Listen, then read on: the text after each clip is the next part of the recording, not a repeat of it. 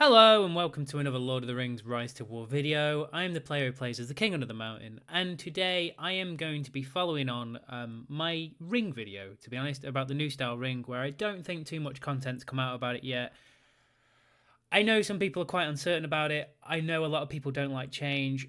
Lots has changed in it. I think there are some good new skills in it, and I'm going to try and show what happens between ring level 20 and 40.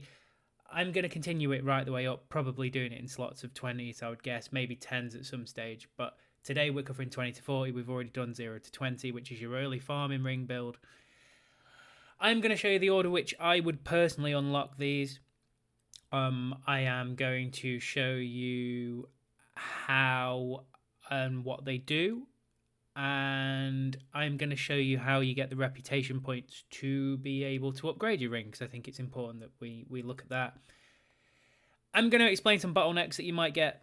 I got some bottlenecks too. It's a little bit frustrating sometimes to think, and they perhaps need to change some bits, but this video isn't to go into that. It is just purely to explain how that is. So we are talking today from when you become the leading light, which will happen at the end of day 1 for pretty much everyone on the server who has been active. It will not happen before that because you are locked behind chapter 1 and the amount of reputation that you need. This figure here is the amount of reputation per ring level. It goes up as you go through the ring, so I think it starts at around about 200. My ring is currently at 38, sorry, not 37. And here are 3 of the ways. There is actually another one which I will also explain, and I will give out the disclaimer when I attach that to it. So there are 4 ways of getting these reputation points.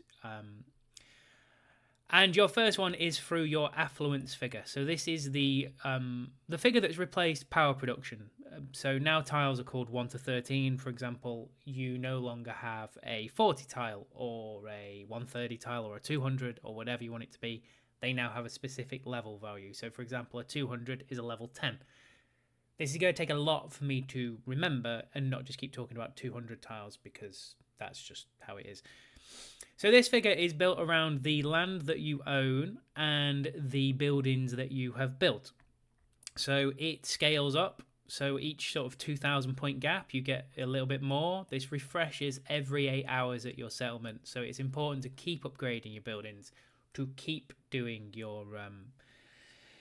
your tasks, and it is important to keep farming because you need to get this figure as high as possible. It caps out at 40,000 affluence, which is a pretty substantial figure. I think I'm currently at about 26,000 on day 4, maybe day 5.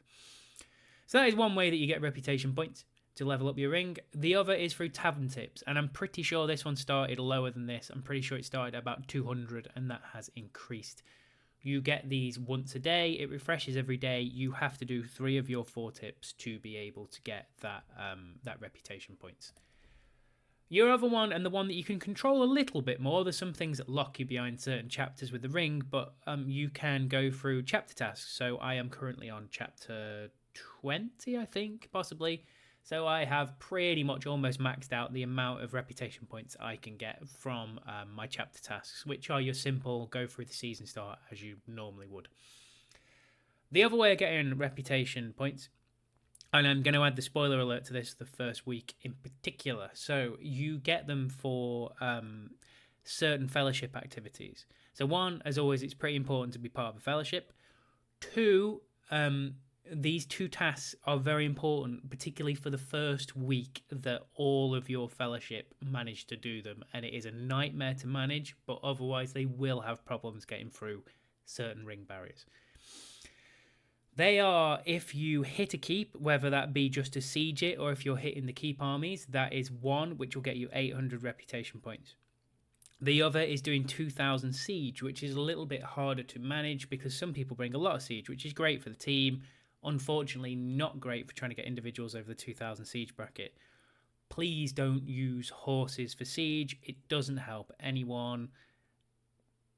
Personally, try and use even breakers, level 1 Uruks, absolutely fine. But whatever it might be, please don't use horses. You will struggle to get to that 2,000 mark before the keep's taken, and you will miss out on 800 points, which could be really important because it could leave you locked behind a ring level 20, for example, or a ring level 30. That's my disclaimer on reputation. It happened to me and really slowed my progress from being second in the server to about 8th in the server for a day, which really wound me up. So just try and bear that in mind. Help yourselves as a fellowship. Okay, so that's reputation. That is now how you increase the ring. Obviously, before it was power production, so that is a big step change. And we've talked through 1 to 20 already, so we're going to assume that either you've watched that or you're at the part of the season now where your ring after day 1 has unlocked at level 20. This is the leading light function. And it allows you, from my very, very different and distant memory, to unlock any of these here, which is basically anything before ring level 25. Anything after that comes from ring level 25 plus, which is what these are here. Some of these have 2 points, some of them use 1 point. I will try and give you an order of which I unlocked them, which I think is probably the most common sense, particularly in an early farming ring, which you're still in at this point. You're in day 2, right? So we're going to talk through the first few that you're probably going to look at, and this completely comes down to your own personal preference. I know which one I would do because I was desperate to unlock my 4th formation in my army. So my first point after ring level 20 would be into warfare, which is command arts 2.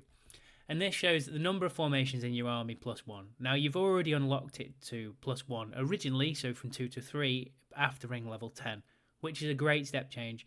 You no longer do this through buildings, which is why I'm saying sometimes it's really important that you don't get locked behind certain chapters in your ring. This completely changes the way you farm. The first day now is very painful. If you are a pretty decent player of the game, you'll be onto 130s and 150s, which are now level 8s and level 9 tiles, quite early on. But the problem is you can no longer unlock that 4th formation to help you take them down. So you are wasting resources the longer it takes you to unlock this 4th formation, because you're doing less damage to the tile or you're defending yourself less, whichever it might be. You've got less commanders in the army. You just need to unlock that first. After ring level 20, massively help with your farming. Everyone wins. From there, I would personally then go into dominance. This is another skill tree change. There is no longer the dominance tree where it goes up in, I think it was 10 tiles pretty much every 10 ring levels. With the amount of levels now changing to which looks like 60 or 70, I would hazard a guess it's 70. You get these in step changes. So dominance goes up in 5s quite early on, then it switches to 10s, then 15s, then a 20, I think it is, then it's a 30 and a 35. Big step changes in how many tiles you can actually take. So they have restricted your early farm. You will drop a lot more of your lower tiles than you ever have. Between levels 20 to 40, expect to probably, if you're a really top level player at this, you'll be dropping what was the equivalent of the old 90 tiles, which is the 7s, and you'll have none left. Being in a fellowship with Raven, I have learned that he has been dropping level 9 tiles, which is 150s, for about 2 days to try and get more 200s, because that is the kind of animal that he is. That is how heavily restricted your amount of tiles you have is now in this game early. That's a different side point though, and we're not going to go into that today. So I would go command arts 2, and I would go dominance.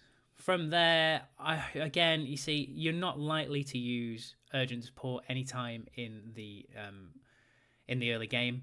So speed up a march to a fort/tactical fort by 100%, and it costs 5 ability points. Now, I would love to see, what that actually equates to and how well it's used.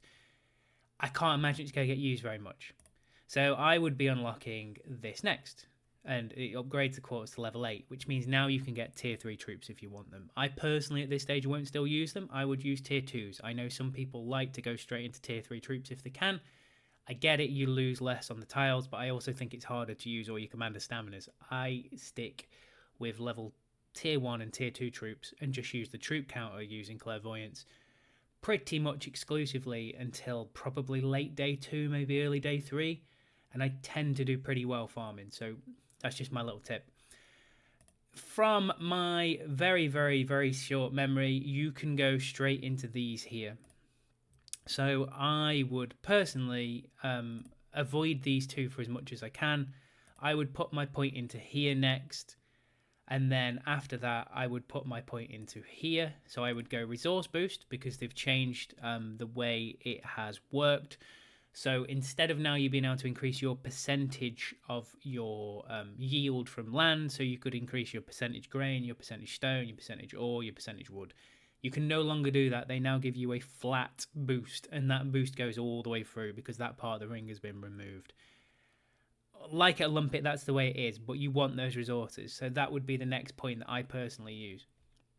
From there, like I say, you're pretty much ignoring the fort ones for now. Although you do want, you will want in a lot of styles your style exclusive, but you can't get that to 25 anyway. So you're not likely to be using Mine Sharpener at this point. So I would actually go into this, which is a little bit of a wasted point from your quarter construction, even though if you're not going to use tier 3 troops. And my next point would go into diplomacy, and this is whereby I would be unlocking probably my siege quarter. So my third one would be Uruks to allow me to do siege on the first keep and be a good team player.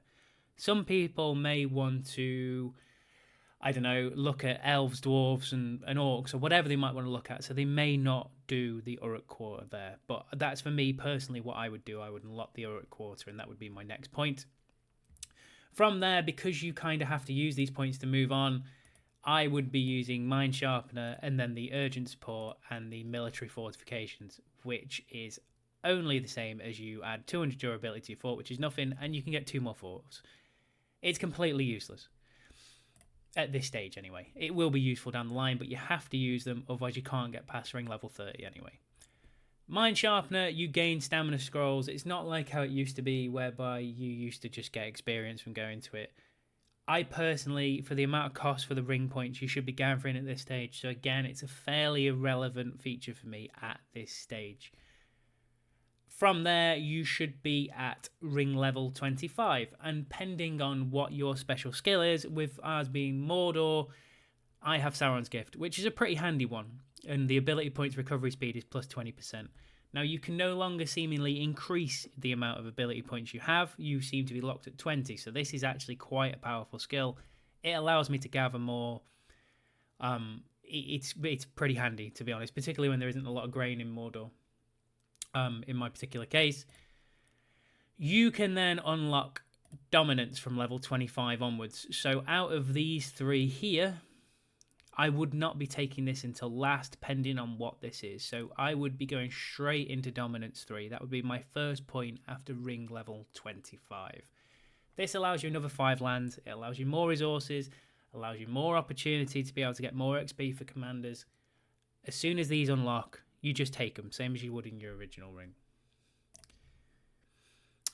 This is quite an interesting one, and its workshops can enhance the land yield bonus effect by multiple levels in one go, and this is efficient reclamation. Now, I've only just started playing around with workshops. I've seen some great things today from them. If you can find a spot where you are surrounded by a spot of 9 tiles, which is connected to your base, or basically keep it connected to your base. But if there's a spot where there's a good few 6 or 7 level 2 tiles and above, which you can then upgrade into level 8 tiles, which are basically the same as the old 130, so you can get a decent yield. I think it's around 800, something like that. You can get from the one workshop, I've seen today, 6,000 resources from one workshop, which was 1 tile plus the resources you get from the others, which you can upgrade. So you can make a level 2 tile into a level 8 tile. Pretty powerful skill now, particularly when tiles start growing scarce, which they will around this point, because it'll be sort of day 2.5-ish in your development. This is a good skill. I would probably suggest after dominance, if you're going to use workshops, I would take this skill next. If, in my case, I have this, which is the Mordor ability, I would use Sauron's Gift, because I want those ability points to regenerate faster. Now, some may not be a great use of that, so it'd be interesting to see. That's kind of your middle ground, whereby you're looking at probably those 2 in either order, and then this one last. Now, coming back to my spoiler alert from earlier, I got trapped behind ring level 30, which is why you'll probably, as a fellowship, if you're pretty organised, you'll have looked to have took a keep by this point. And that's where my disclaimer beforehand about getting the reputation points from your fellowship are very important, because you can get trapped quite easily behind this ring level 30. Without that ring level 30, you can't unlock more tiles. So again, going back to the disclaimer, work together, try and get all the siege, try and make sure everyone hits the sort of keep that you're doing. From there, you can unlock the next 4. I think you can actually unlock the next 8 in here, and you can't go beyond that until, in fact, these might be the 35 levels as well. I think they are actually. So this is 35 plus here, and this is what I have left. So we're doing between 30 and 40. My first point in here, yet again, would of course be dominance. We get another 5 territories. You are, like I say, looking to increase that as much as possible, as fast as possible. In this case, it's quite a slow burn now because you sort of, your power generation isn't there, so you've got to do it through these reputation points. Quite a slow burn. So my next point, we're going to there. From there, you are into a much of a muchness, to be honest. It's kind of whatever you want to sit with. It's not going to matter. So for me at this stage, I went into power over Dominion. It basically means that I get an extra 100 troops on my tank, which I don't know. Is it a good thing? Is it a bad thing? You put more troops on there. Farming's a different video in itself, but there isn't really another one there at this stage that you kind of want. But you want to be able to unlock this considerable XP as soon as possible because it's an extra 5% XP gain to your commander. So from there, I would be taking either coordinated conquest or diplomacy. I would probably go for diplomacy 3, which gives you the extra quarter, mainly because it then unlocks efficient training, which is your minus 10% conscription time, which can be quite useful at this stage of the season. So I would be unlocking that. Before I unlock this, though, I would be taking resource boost because, yet again, you are looking at going for the extra resources. You can no longer do it by percentage, as I've already explained. So you would go into that next.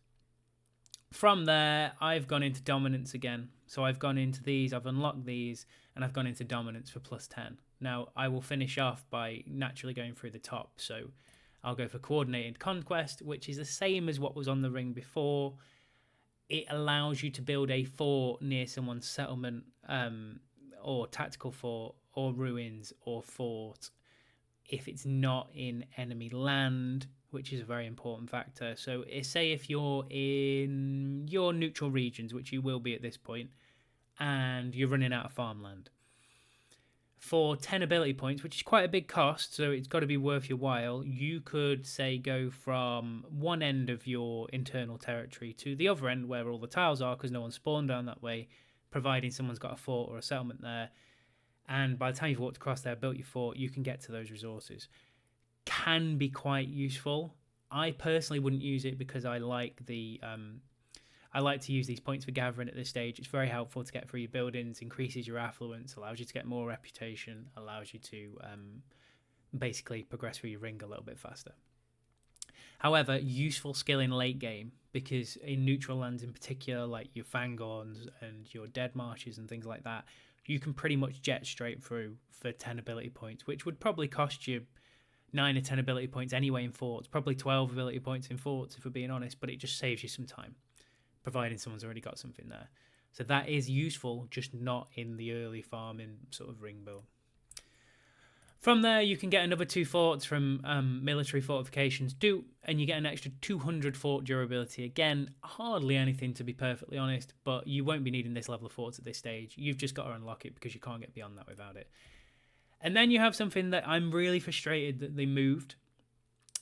You can only get this now after ring level 35, the same as dominance 5, and it is the ability to gather off someone else's tiles. So what used to be really nice for your low spender and your free to play is that they could get in the resources from a level 10 or a level 11 tile from your stronger members of the fellowship who had already taken one by using their tile to gather. They have removed that function until ring level 35. I can't see too much of a use for that at this stage. I can once you've unlocked the middle passes, but in this middle ground, the likelihood is that everyone's got either a level 10 or a level 11 tile for themselves. Will they have one of each? Probably not. So yes, it does then become possible to use that and utilize it to allow you to gather more efficiently with your points. but it's not as effective as it used to be until you probably get to those level 12s and level 13 tiles, which you perhaps aren't powerful enough to take, or maybe some people have got and some people haven't. It allows you to get the yield. At that stage, it's very, very good. And your fellowship can pin those for you and you can use them. But they've made that so far down the line. You used to be able to do that from inside day one, probably from 6 or 7 hours in. Unfortunately, now you're looking at day 3, probably even day 4 before you can even think about unlocking that. In some cases, day 5. So your gather skill is downgraded quite significantly. There is a resource drop off from where you were in previous seasons, so it's just a look out for that as a problem. And from there, you are looking at ring level 40, which from there you are looking to unlock. Like I say, you have to have certain restrictions. I mean, by this point, if you haven't got a level 7 tile, I have no idea how you've actually got to ring level 40, but there you go. I've just got to wait for my ring to go up to 40 and I can unlock that and look at getting some more tiles. The rest of the ring skill tree I will cover in another video. I might do 40 to 50, I might do 40 to 60, I haven't decided yet, and then 60 plus, which is the last ones here. I like the new style ring in some ways. I think it looks pretty cool. I like the fact that you have to go through it and unlock it. I think it's good for new players because it allows them to sort of breeze through the system and see how it works. For more experienced players, it's just getting to make sure you put the points in the right order in your ring tree for me. And that's where I'm at. So before it gets to the revered one, as always with these things, that was just my personal advice. If in doubt, as always, in the meantime, always follow your nose.